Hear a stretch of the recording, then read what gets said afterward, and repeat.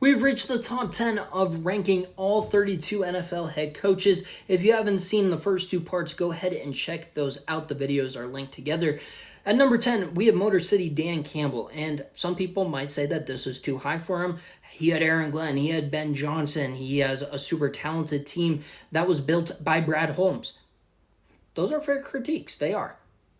Some people may say this is too low. He's the coach who finally turned around Detroit, a team that hasn't been consistently relevant since the 90s, I guess, with Barry, but if we're being honest with ourselves, the 50s with Bobby Lane.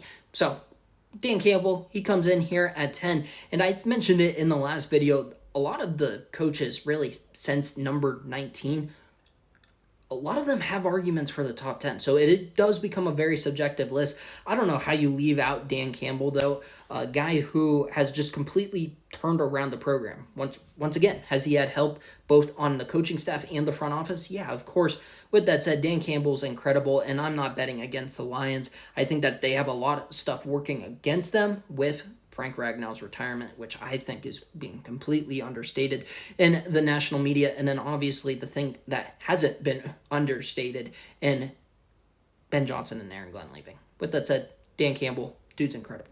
At number 9, we have Sean McDermott. He was the coach who finally brought Buffalo back to the postseason. Little did we know that was going to catapult them into being an AFC superpower.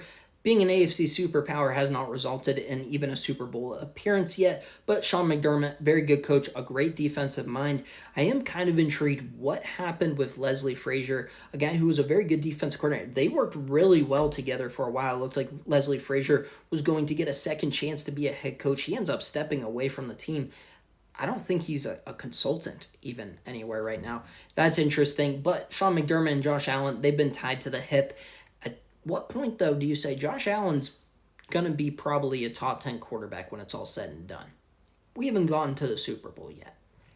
At what point is good not good enough? I think that's something that definitely can be looked at. I think you could definitely argue Sean McDermott shouldn't be in the top 10, which I'd be fine with, but also he is. He's number 9 in this ranking, at least. At number 8, we have a guy who got fired by the Titans and Mike Vrabel. And if you go back to the first video, Brian Callahan's the 32nd ranked head coach in football. Mike Vrabel's number 8. There's a reason why I was that upset that the Titans fired Mike Vrabel. I'm not a Titans fan. I'm not a Patriots fan. Mike Vrabel is a top 10 coach without question, and the Titans said sayonara. Interesting move by the Strunk family. Just saying. Mike Vrabel, he's incredible. The Patriots, I'm all bought in. I think him and Drake May